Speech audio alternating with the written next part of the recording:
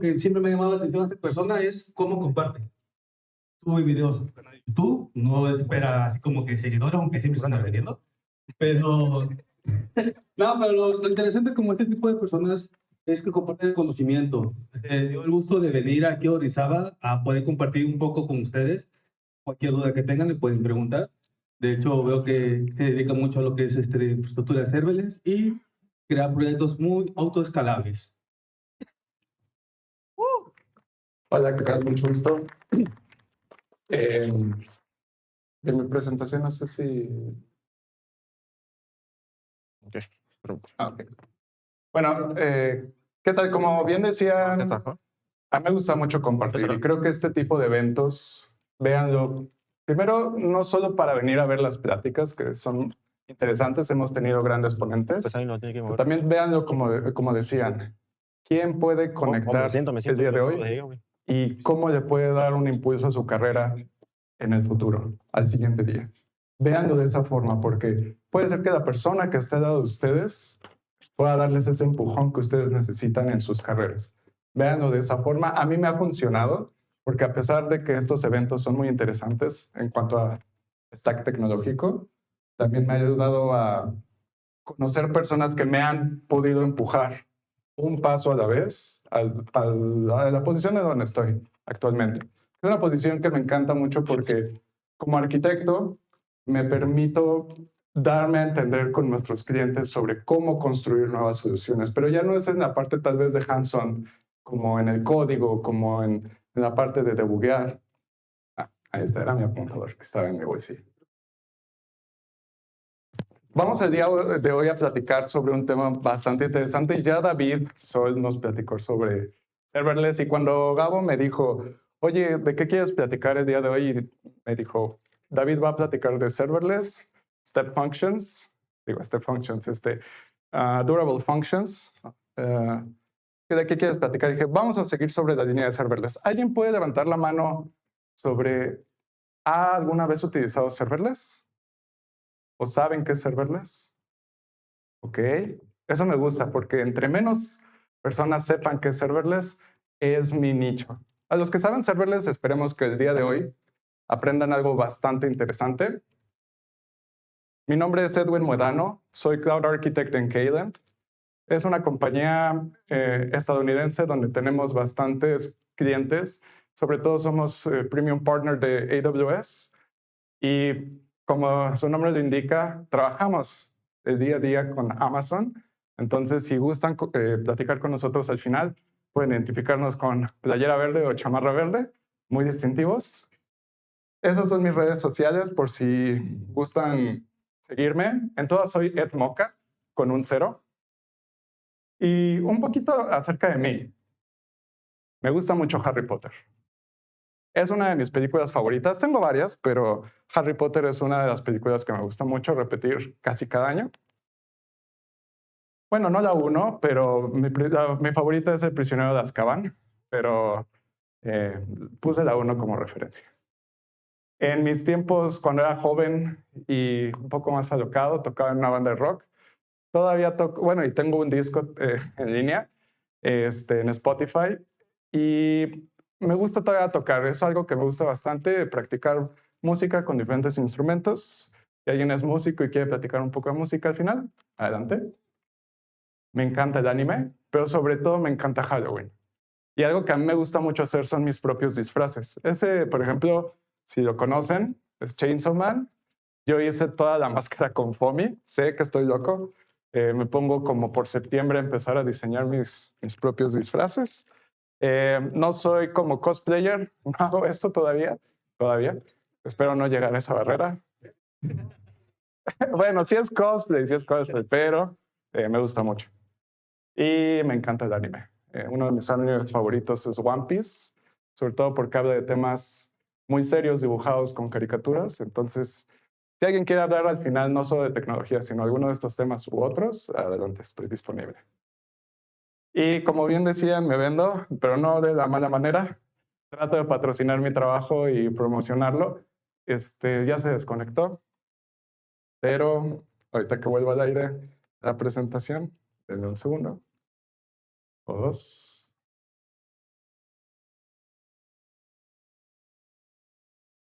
Ahí está. Ese es mi canal de YouTube. Trato de subir todas las pláticas en las que he dado este año y en años anteriores. Este año he estado plagado de muchas pláticas y no he tenido el tiempo de subir todas. No quiero sonar presuncioso, pero he tenido la oportunidad de ir a diferentes summits alrededor de este año, en Toronto, en Washington, D.C. También di una plática en Tokio. Estoy muy orgulloso y eso es a lo que les trataba de decir. Todas esas pláticas no son casualidad, son que tuve la oportunidad de relacionarme con otras personas en eventos como este. Entonces, en serio, tómenlo en cuenta. Estos eventos les ayudan a ustedes a conectar con otras personas y poder tener una visión un poco más amplia de su mundo. Y bueno, como decía, soy User Group Leader recientemente del User Group de Ciudad de México. Si algún día van a Ciudad de México, los esperamos. También hay otras 3 comunidades, la comunidad de David, que es Ajolotes en la Nube, Embajadoras Cloud y Spectrum. Hay 4 comunidades, perdón. Ahora les platico una breve historia, porque todos hemos estado ahí, ¿no? Donde diseñamos una aplicación que primero empieza con algunos conceptos, esta aplicación empieza a madurar y de repente esta aplicación para un cliente o un proyecto personal se vuelve una realidad, está en producción, ¿no? Pero ¿qué es lo que pasa? Que a veces como estos proyectos empiezan muy básicos, los diseñamos con incógnitas. No sabemos cuántos usuarios vamos a tener. No sabemos cuánta carga vamos a soportar en estos servicios. No sabemos incluso qué tecnología vamos a usar. En lo personal, cuando alguien me pregunta, oye, Edwin, ¿cómo puedo empezar en la nube de Amazon? Normalmente digo serverless. ¿Por qué? Porque existen estas incógnitas alrededor de lo que ustedes están construyendo. Si ustedes saben cuántos usuarios van a tener, bueno, es una carga predecible. Si ustedes saben qué tipo de stack requieren por ciertas características de su aplicación, es una aplicación que requiere cierto componente tecnológico, cierto hardware. Cuando ustedes no conocen esas incógnitas, es complicado. Y serverless nos ayuda a entregar rápidamente cualquier tipo de aplicación. Ustedes, como vieron en el demo de David, se meten a la consola, levantan una lambda en menos de 2 segundos o 3. Tal vez depende de la conexión, ¿verdad, David? Depende de la conexión. Y la belleza de serverless es que ustedes no se tienen que preocupar sobre provisionar un servidor, sobre manejarlo, solo se preocupan por el código. A mí me gusta mucho codificar todavía, me gusta generar mis propios scripts, entonces no me preocupo por qué cajita va a soportar mi aplicación, me preocupo por la lógica de mi aplicación. Incluso cuando construimos esta aplicación, llegó a ser un hit, llegó a tener una masificación sobre un grupo de personas. Realmente empezamos a tener bastantes usuarios en esta aplicación serverless y creíamos que, pues bueno, ya era trabajo terminado, ¿no? Pero de repente empezamos a experimentar algo llamado spikes, golpes hacia nuestros servicios. Usuarios entrando de manera indiscriminada todo el tiempo. Eso es una carga constante, pero incluso había momentos como, por ejemplo, en las páginas que venden boletos, ¿saben? Los boletos de conciertos. La gente llega como marea y eso puede durar 1 segundo, 2, 3, quién sabe. Ese tipo de cargas lo denominamos picos o spikes. Y teníamos que implementar una solución alrededor de serverless porque ya teníamos esa aplicación deployada. ¿Alguien le ha pasado algo así? Levanta la mano. Es un espacio seguro no voy a criticar a nadie, ¿ok? Pocos, pero bueno, vamos a aprender cómo no llegar a eso. Por la culpa de esos spikes y high loads, nuestras lambdas empezaron a trabajar 24/7. Una lambda que trabaja 24/7 ya no es serverless. Eso ya no es serverless. Eso se tiene que transformar en otro tipo de carga, ¿correcto? Ya no podemos usar una lambda convencional, porque al final, como no es serverless, vamos a terminar pagando una cantidad impresionante de dinero. Bueno, no sé si ustedes vieron en redes sociales hace poco de las consolas de Amazon con millones de dólares de billing. Fue un error, fue un error, pero probablemente así pueda lucir su consola si no cuidan sus servicios de serverless. Y vivir así, con esa incertidumbre, no está bien. Definitivamente no está bien. Y hoy vamos a aprender cómo podemos tomar ventaja de Managed Instance en serverless, que es un concepto relativamente nuevo que se introdujo el año pasado en el reInvent. Como bien nos decía David, todos los años AWS trae muchísimas mejoras al ecosistema y Managed Instance es una de ellas. Esta es la agenda del día de hoy. No la voy a leer toda, pero vamos a tratar de cubrir algunos de estos puntos para entender qué es Managed Instances. Pero primero, antes que todo, ¿qué es serverless? Porque todos platicamos serverless por aquí, serverless por allá, pero ¿qué es? ¿Qué es esto? No significa que no vamos a manejar, no significa más bien que no vamos a manejar servidores, significa que no los vamos a provisionar nosotros, que no nos vamos a encargar de estarlos actualizando. Solo significa que vamos a utilizar el servicio y punto. Pero de entrada, no significa que no va a haber un servidor, aunque su nombre lo indica, serverless, pero sí hay un servidor, sí hay una cajita ahí, oculta tal vez para los usuarios como caja negra, pero ustedes no se preocupan por nada más que por subir su código a esta cajita. Véanlo como, bueno, como a mí me gusta mucho Harry Potter, véanlo como cuando Harry quiere viajar al callejón Diálogo. ¿Qué hizo? Fue a la casa de los Weasley, se metió dentro de la chimenea, una chimenea de dudosa procedencia, si me preguntan, pero se metió a la chimenea y ¿qué es lo que hizo? Simplemente dijo, yo quiero ir del punto A al punto B y la magia lo hizo todo. La chimenea se encargó de, bueno, la chimenea se encargó de tomar los hechizos, conjurarlos, tratar de resolver cómo llegar del punto A al punto B. ¿Y qué es lo único que necesitaba Harry? Polvos Flu. En este caso, viéndonos en el mundo Muggle, los polvos Flu son su tarjeta de crédito en su configuración de su cuenta de Amazon. ¿Ok? Ahora, hablando un poquito de las ventajas de serverless. Como ya habíamos platicado, ustedes no manejan el servidor. Se encarga Amazon de manejarlo. Obviamente, ese manejo es costo. Costo gradual y tal vez un poquillo embebido dentro de todo el costo general, pero es un costo. Piénsenlo bien, si ustedes no se encargan de manejar un servicio, alguien más les está cobrando por manejar ese servicio. Pero es un costo marginal o residual. Ahora, la otra ventaja es que solo pagan por lo que usa y esto la verdad es algo que me gusta mucho de serverless. Si yo no uso el servicio, ustedes no pagan nada. Si empiezan a utilizar este servicio, empiezan a pagar por las invocaciones que tiene la Lambda.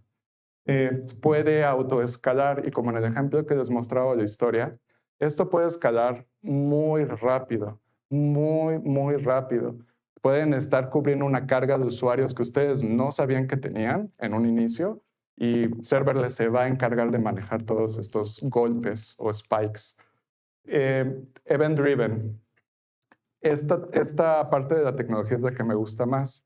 Ustedes pueden tener una base de datos, por ejemplo, donde llega un registro y cuando llega ese registro, ese es un evento que puede desencadenar otras cosas en el ecosistema de sus aplicaciones. No tienen que conectarlos ni hacer nada. Simplemente, si existe un evento, triggerea una alarma. Si existe este otro evento, triggerea esta otra alarma. Y no nos enfocamos en la infraestructura, que eso es bastante bueno, porque de por sí ya hay muchísimos servicios en AWS. Como para poder aprenderse todos, con este sintetizas bastantes. Y nos enfocamos más en el código. Ahora, un poquito de cuándo sí es un buen fit usar serverless y las lambdas. Cuando nuestros periodos de ejecución son cortos o breves. Cuando tenemos una ejecución y se termina. No estamos como, por ejemplo, en el ejemplo de David. Perdón, David, por usarte tanto de ejemplo. Pero es que sabía que estas pláticas iban a linkear bastante bien. Como en el ejemplo de David, no vamos a tener una lambda corriendo un año. No. Eso sería súper costoso, súper impreciso. Aparte no se puede, pero no podemos hacerlo, ¿ok? No por la salud financiera de nuestras empresas o nuestros clientes. Event-driven workloads. Como les decía, si ustedes tienen diferentes partes de su ecosistema que no tienen por qué estar conectados o tienen que responder de manera asíncrona, esto es un buen paradigma. Serverless es un gran paradigma. Y tráfico impredecible. Si ustedes no saben cuántos usuarios tienen, este es un gran fit, usar lambdas. Ahora, las limitaciones, y creo que David platicó un poquito de cold starts. ¿Alguien sabe qué es un cold start? Ok, está bien. Ahí vamos, ahí vamos. Bueno, ahorita vamos a ver qué es un cold start. Pero también una de las desventajas de serverless es el estado y la ejecución. ¿Esto qué significa? En una lambda, yo voy a tener un fragmento de código. Este fragmento de código puede ser que trate de leer un usuario de una base de datos y regrese el estado. Pero una vez que la lambda termine su ejecución, esos datos se borran y ya no existen. Entonces, tenemos que pensar un paradigma donde no tenemos un estado, no tenemos datos y cada vez que se invoque tiene que ir a consultar. ¿Okay? Entonces, si su aplicación es fuertemente dependiente de un estado o de guardar datos, tenemos varias herramientas auxiliares que pueden responder con la velocidad que Lambda trabaja, pero tenemos que ver qué tipo de datos son los que vamos a estar jalando o estar escribiendo, procesando y escribiendo. Y al final, son costos impredecibles. Como les decía, todo empieza bien, bien sobre hojuelas, pero cuando ya empieza a haber cargas reales en producción, tenemos que anticiparnos mucho a eso. Entonces, tengan eso en mente siempre. ¿Cuándo no? Las desventajas de usar serverless, digamos. Ahora, ¿qué es una lambda? La lambda no es más que un servicio de AWS donde solo pagamos por el tiempo de ejecución medida en milisegundos. Imagínense, les cobran por 10 milisegundos. Va a decir, Edwin, ¿eso quién lo mide? Pues Amazon lo mide y es justo porque realmente nuestros tiempos de ejecución con nuestro código son milisegundos. Ese es el tiempo estimado de duración de nuestros scripts. Y para que una lambda se conforme necesitamos código. Entonces, a esta lambda solo le pegamos el fragmento de código que queremos ejecutar en esta lambda. También tenemos que definir dos cosas muy importantes: la memoria y el procesador. Porque la lambda no por sí ya empieza a procesar. Ustedes tienen que definir las características que necesita su script para empezar a procesar datos. ¿Ok? Y finalmente, un trigger. ¿Qué es lo que va a invocar esta lambda? ¿Cómo es que se va a ejecutar? No vamos a estar ejecutándola manualmente, ¿no? Vamos a ejecutarla cada vez que pase algo. Esto se llama el trigger o un evento que invoca a la lambda. Este es ya un poco del diagrama arquitectónico de cómo se comporta o cómo está compuesta una lambda. Si se fijan, aquí tenemos una EC2 host, que esto es como un servidor gigante. Bueno, no tan gigante, no como el tamaño de esta habitación, pero un servidor grande dentro de las instalaciones de Amazon, dentro del site de Amazon. Este se llama bare metal o worker host. Este worker host va a tener o bare metal instance, va a tener micro VMs que van a estarse, son micro VMs o micro virtual machines que cada vez que exista una invocación, se va a generar una micro VM de manera virtual dentro del servidor. Piénsenlo como en su computadora, cuando abren diferentes aplicaciones, son diferentes procesos. Entonces, lo que está haciendo Amazon debajo de toda la bambalina es, cada vez que ustedes invocan una lambda, él genera una máquina virtual pequeña con un sistema operativo llamado Firecracker. Se llama así porque es muy rápido. Responde a velocidades milisegundos. Tenemos un guest kernel, que el kernel es el que está encargado de levantar todo el ambiente de ejecución, donde definen ustedes un runtime, por ejemplo, Python, JavaScript, depende del lenguaje que ustedes quieran, pero define un runtime, define o carga el código que ustedes le dieron al principio y algunas dependencias, librerías, lo que ustedes estén usando. O sea, ya de por sí esto es mucho trabajo para un sistema operativo. Es como cuando prenden su máquina, no se va a tardar 1 segundo, 5, 10. Las máquinas tardan tiempo. Entonces, la complejidad de levantar un sistema operativo así es mucha. Y ahora, si vuelven a invocar su Lambda, ¿qué creen? Hay otra micro VM. ¿Por qué creen que es así esto? Porque cada vez que ustedes ejecutan, Amazon tiene que garantizarles a ustedes aislamiento en el tiempo de ejecución. No puedes mezclar los datos del usuario A con los datos del usuario B. Pensemos que cada una de esas lambdas está pensando cargar al usuario A y al usuario B. Imagínense que una de las lambdas se equivocara confundiendo los datos del usuario B. Por eso existe este aislamiento dentro de todo este bare metal. Como ven, es muchísimo trabajo lo que hace Amazon para una sola invocación, ¿no? Sobre todo porque este sistema tiene que estar con las mejores actualizaciones, con las mejores prácticas para que ustedes ejecuten sus scripts de manera segura. Ahora, tenemos EventBridge, que es uno de los servicios de Amazon donde se conectan varios de los eventos. Y, ay, perdón, tengo un poquito de tos. Y este EventBridge va a triggerar a la Lambda, porque pasó algo. Pensemos, hubo un registro en una base de datos. Y la Lambda va a llamar al Lambda Execution Environment y va a ser la fase de inicialización, donde en la fase de inicialización tenemos que se va a inicializar el runtime. Se va a cargar la función y se van a cargar las dependencias. Después se va a definir el Global Init Code o el handler que platicaba David. Con ese handler vamos a agarrar el código y vamos a empezar a ejecutar todo lo que esté adentro de ese handler y cargar las dependencias. Ya construido el handler con el evento y el contexto de la lambda, ahora sí podemos regresar la respuesta a quien nos haya invocado la lambda. Ay, perdón. Ah, no. No mucho. Perdón, aprieto un botoncito de más. Y a todo ese traslado de que viene la información, cargamos todo el sistema operativo, cargamos nuestro código, dependencias, e inicializamos el handler, a eso le llamamos cold start. ¿Es un problema muy grande? Depende. Depende de la aplicación, depende del contexto, depende de la sensibilidad, de qué tan rápido queremos informar a nuestros clientes sobre la respuesta de su procesamiento. Y esto es como cuando en Harry Potter quieren saber quién está en el castillo de Hogwarts. Abren el mapa del merodeador. ¿Pero qué hace el mapa del merodeador? Empieza a cargar los conjuros mágicos, empieza a tratar de cargar en el handler el castillo, empieza a cargar sus dependencias de, a ver, ¿dónde está Snape?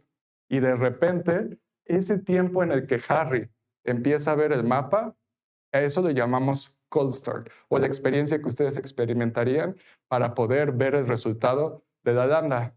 Ahora, después de que el mapa del merodeador es abierto, ya todo es muy ágil, ¿no? Podemos ver las posiciones de las personas dentro del castillo de manera ágil.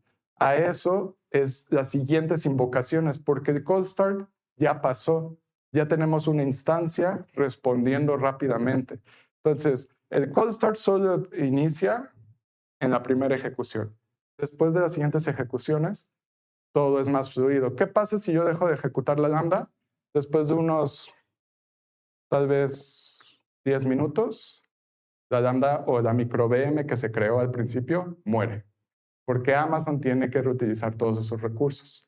Entonces, tengan eso en mente. Si su aplicación tiene un pico, primero va a sufrir el cold start y después va a empezar a resolver. Pero después cae el pico por 10 minutos y vuelve a haber otro pico, que va a pasar otro cold start de nuevo. Entonces, esos behaviors tienen que ustedes primero analizarlos en sus aplicaciones y poder generar estrategias para mitigar eso.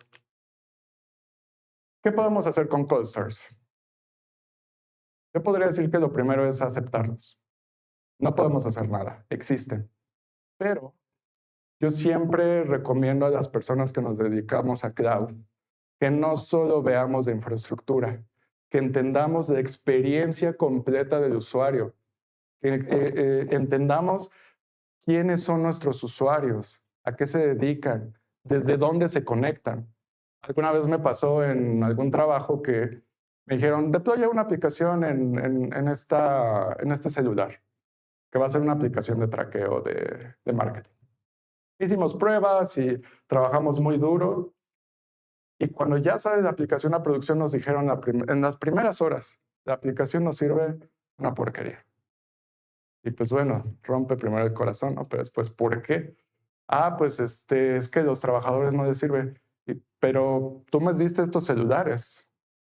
¿Qué celulares están usando tú? No, pues cuando nos dimos cuenta eran celulares de muy baja gama, con pocas características de RAM, procesador. Ya se imaginarán, tuvimos que rehacer bastante del código, pero ese ejemplo tal vez no tiene nada que ver con Coldstar, pero a lo que voy es conozcan a sus usuarios, entiendan sus necesidades y generen estrategias alrededor del Coldstar, porque eso les puede ayudar a mitigar un problema que ni siquiera es de código, ni siquiera es de arquitectura.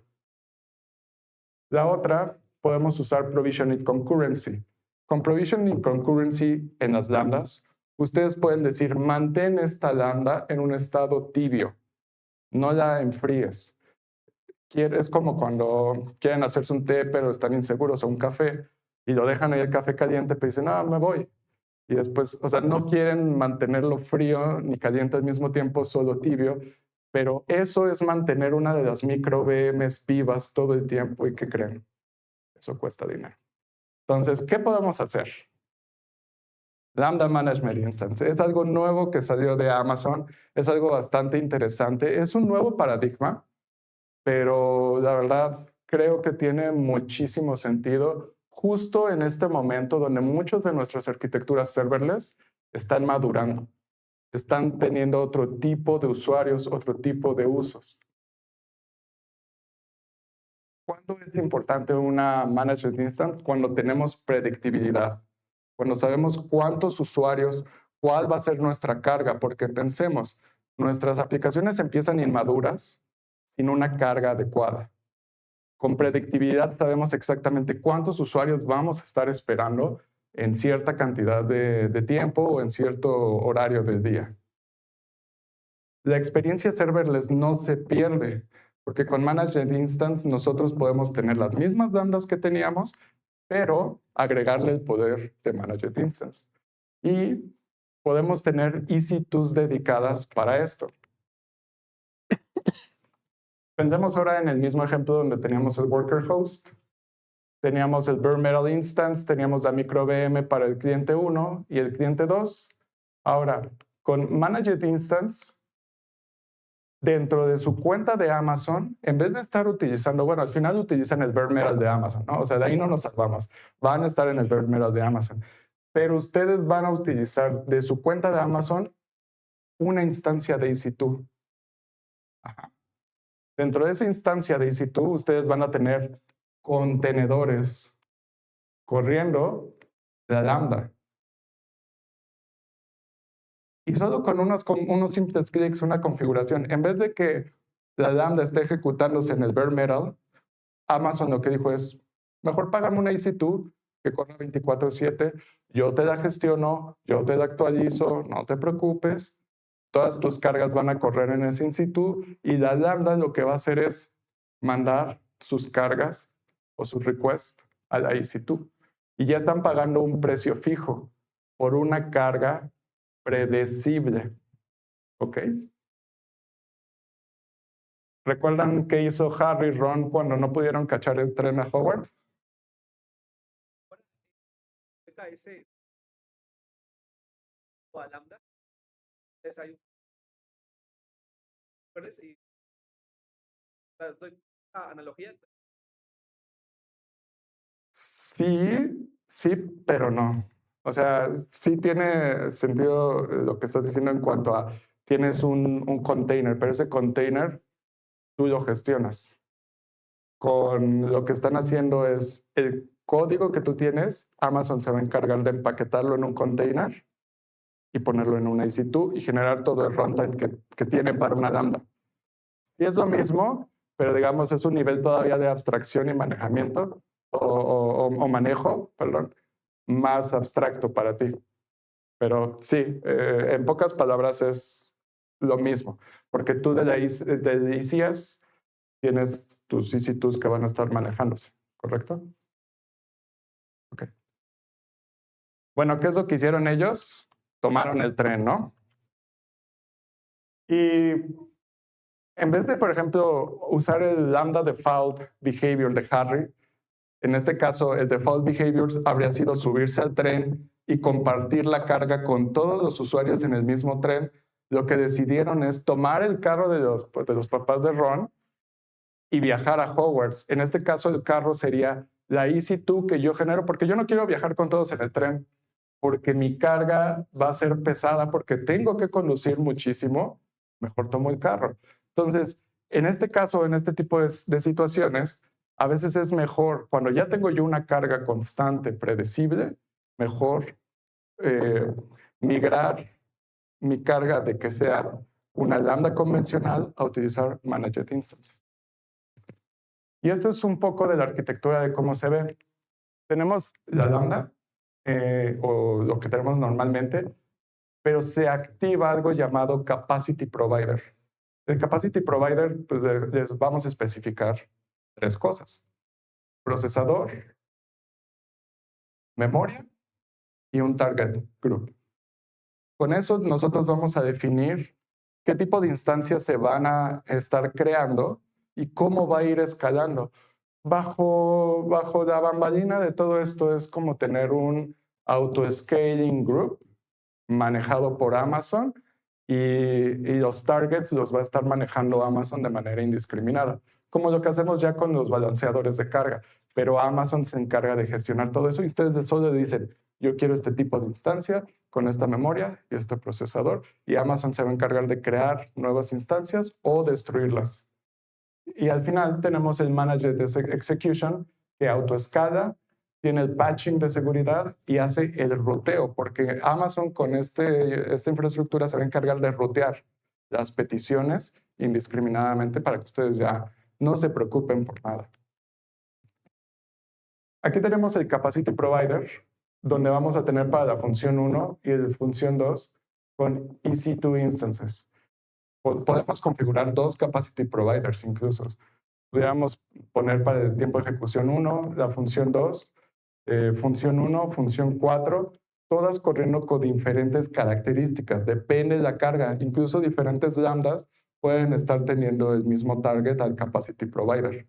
Y va de la manera más ordenada posible a aislar las cargas dentro de la misma EC2. Ahora pensemos un poquito cómo es el request behavior. Con el enfoque anterior, teníamos a la lambda mandando el request A y el request B a micro VMs diferentes para la misma lambda. Pero con este nuevo enfoque, lo que tenemos es todos los requests van al mismo container. Y el container se va a encargar de generar un execution environment nuevo para cada invocación que ustedes tengan. Cuando ya la máquina se vea saturada, se va a crear otra instancia de EC2. Ahora, pensemos un poquito en cuándo es un great fit para esto. Cuando tengamos, como les decía, cargas predecibles, cuando ya sepamos que nuestras lambdas están sobrepasando la cantidad de estas invocaciones esporádicas y ya se vuelve algo que está manejándose todo el tiempo. Cada 5 minutos vemos, bueno, tal vez no, cada 3 minutos, tal vez. Cada minuto están invocándome esta lambda, diría, bueno, probablemente me convendría tener una managed instance para este tipo de cargas. Indexing workloads. Pensemos un poquito en workloads o trabajos donde ya necesitamos diferentes tipos de librerías, por ejemplo, procesamiento de imágenes o algún tipo de procesamiento de datos. Podemos requerir una instancia más poderosa y tener un tiempo de ejecución más largo con Managed Instances. Y cuando nuestros workloads son sensitivos al performance, pensemos un poco, con esto ya no existe el cold start. eso se acaba. ¿Por qué? Porque la instancia EC2 todo el tiempo está prendida. Entonces ya no sufrimos de cold starts. Vamos a hacer un versus para terminar. ¿Cuáles son ventajas y desventajas claras sobre uno y el otro? Con las lambdas podemos tener workloads rápidos que se ejecutan de manera muy dinámica y rápida. Los cold starts son aceptables, vivimos con ellos y generamos soluciones alrededor de ellos. Tenemos la eficiencia del costo como prioridad. Sabemos que queremos un bajo costo por ejecutar estas cargas de trabajo.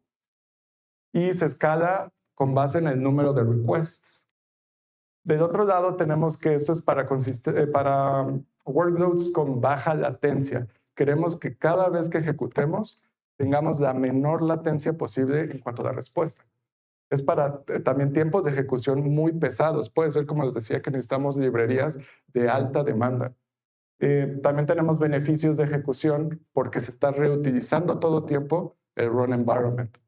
Y esto se escala con base en métricas. Y esto es muy interesante porque las lambdas convencionales se escalan con base en request. Esto es, si mi CPU o mi memoria está sobrepasando cierta cantidad, empieza a escalar nuestra lambda. Y esto es muchísimo más granular para nuestras aplicaciones. Como les decía, ¿cómo se cobra esto, no? Ya hablemos de dinero. Tal vez David dijo, háblame de código, yo diría, háblame de dinero, porque es lo que interesa al final a veces. Esto se cobra por el número de request y la duración. Ajá. La memoria que se utiliza y el tiempo de ejecución. Estos son los factores para definir cómo cobrar una lambda. Y con Managed Instance es 0.20 centavos por millón de requests. Hasta ahí dices, bueno, suena bien, ¿no? 0.20 centavos por cada millón de requests. Pero recuerden, Amazon cobra un 15% de premium por este tipo de approach. Y si hacen las matemáticas tal vez en algún punto, ese 15% puede ser mejor que yo estarme preocupando por una solución cold start o por estar generando otro tipo de recursos si mis cargas empiezan a ser predecibles. Y al final también Amazon les provee pricing sobre instancias con algún tipo de reserva previa. Si ustedes reservan una instancia por un año, por ejemplo, ustedes pueden beneficiarse de este tipo de incentivos con Managed Instance también y pueden beneficiar a su compañía para poder ahorrar todavía un poco más sobre las instancias que van a estar utilizando en este paradigma. Eso sería todo de mi parte.